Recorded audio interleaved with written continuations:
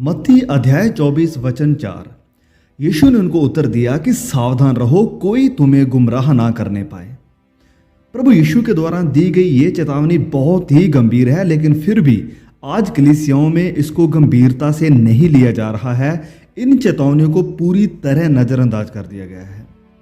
प्रभु यीशु की दुल्हन कलीसिया को अंतिम दिनों के लिए तैयार करने की बजाय उसके ऊपर अट्रैक्शन का मेकअप लगाकर उसे धोखे में रखा जा रहा है। प्रभु यीशु की भेड़ों को चराने और उसकी रखवाली करने की बजाय उन्हें लूटा जा रहा है, उनकी खाल उतारी जा रही है। उन्हें घड़ियां बेचकर, उन्हें तस्वीरें बेचकर, उन्हें रुमाल बेचकर और उन्हें तेल आदि बेचकर। अब मुझे पता है कि इन लोगों को फॉलो करने वाले लोग अब आएंगे, नीचे कमेंट करेंगे और कहेंगे कि तुम्हें क्या पता बाइबल क्या है। प्रेरितों के काम में पढ़ो, वहां रुमाल से चंगाई हुई थी। याकूब की पत्री में पढ़ो, वहां लिखा है कि तेल से मसा करके लोगों को चंगा करो। लेकिन मेरे प्रियो, आपको बाइबल में कहीं भी देखने के लिए नहीं मिलेगा कि संत पतरस और संत पौलुस कहीं रुमाल और तेल आदि बेच रहे हों। और अगर ऐसा होता तो मैं सोचता हूं कि उनकी दुकान बहुत चलती। पर संत पौलुस के बारे में बाइबल बताती है कि वह खुद टेंट बनाता था और मेहनत करता था। तेल, घड़ियां, रुमाल नहीं बेचता था अपनी सेवकाई को चलाने के लिए। इसीलिए मैं कहता हूं कि अंतिम समय का सबसे बड़ा चिन्ह लड़ाइयां, भूकंप, सताव, संसार में बुराई नहीं है, लेकिन डिसेप्शन है। डिसेप्शन, गुमराह किया जाना। इसीलिए पवित्र बाइबल ने बार बार हमें सावधान रहने के लिए कहा है। और मत्ती अध्याय 24 में प्रभु यीशु ने भी बार बार इसी बात पर जोर दिया कि कोई तुम्हें गुमराह न करने पाए। फिर प्रेरितों ने भी हमें सावधान रहने के लिए कहा है। दूसरा कुरिन्थियों अध्याय 11 वचन 13 में संत पौलुस लिखते हैं, क्योंकि ऐसे लोग झूठे प्रेरित और छल से काम करने वाले और मसीह के प्रेरितों का रूप धरने वाले हैं। और ये कुछ अचंभे की बात नहीं है, क्योंकि शैतान आप भी ज्योतिमय स्वर्गदूत का रूप धारण करता है। सो यदि उसके सेवक भी धर्म के सेवकों का सा रूप धरें तो कुछ बड़ी बात नहीं है, परंतु उनका अंत उनके कामों के अनुसार हो। फिर संत पतरस लिखते हैं, दूसरा पतरस अध्याय 2 वचन 3 में, और वह लालच के लिए बातें घड़कर तुम्हें अपने फायदे का कारण बनाएंगे।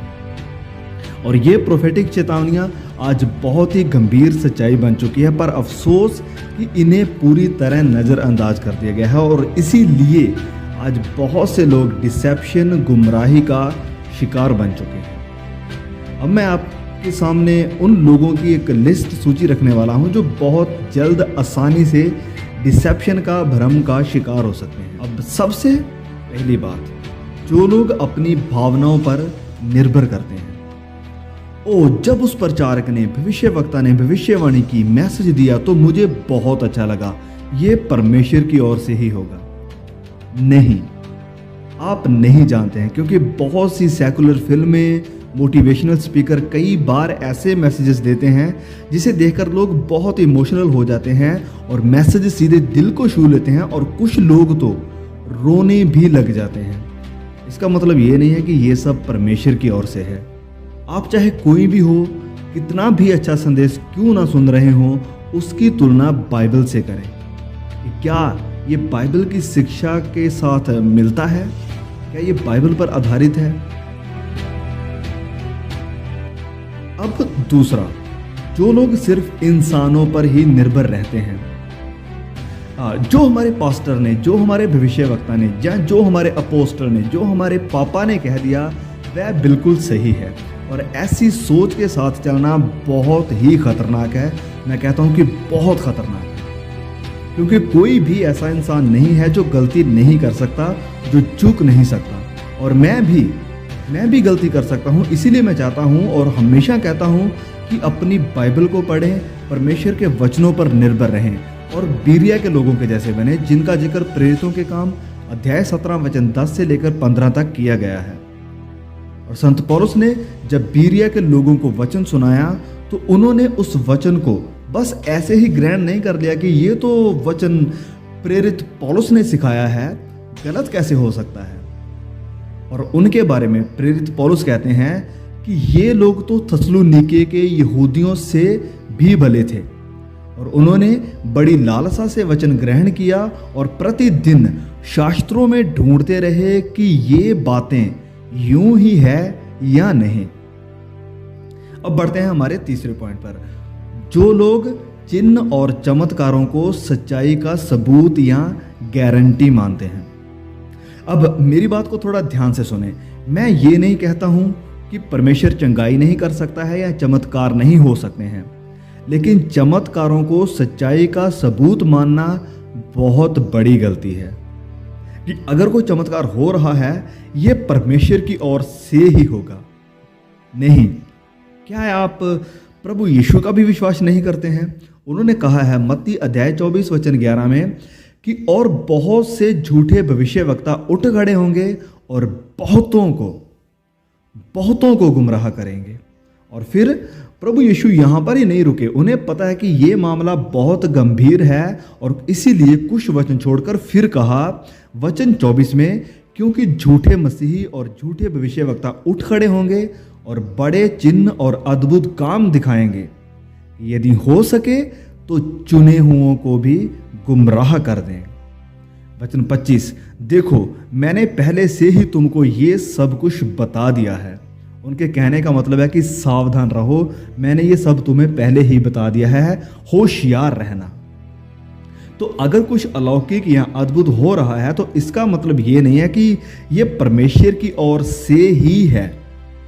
मैं ये नहीं कह रहा कि परमेश्वर अद्भुत कार्य नहीं कर सकता या नहीं हो सकते, लेकिन हर अद्भुत कार्य को, चमत्कार को इस बात की गारंटी या सबूत मानना कि ये सिर्फ परमेश्वर ही कर सकता है, ये बहुत बड़ी लापरवाही और एक खतरनाक चीज है। आप किसी इंसान की बात मत सुनो, मेरी बात मत सुनो, पर प्रभु यीशु की बात ही सुन लो। उन्होंने कहा है कि झूठे भविष्यवक्ता आएंगे और बड़े बड़े चिन्ह चमत्कार करेंगे, पर वे झूठे हैं।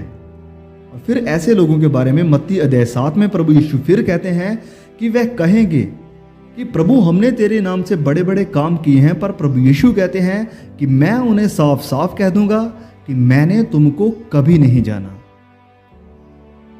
अब बढ़ते हैं हमारे अगले पॉइंट पर, नंबर 4 पर। वो लोग जो कष्ट और स्ताव का सामना करने की इच्छा नहीं रखते हैं।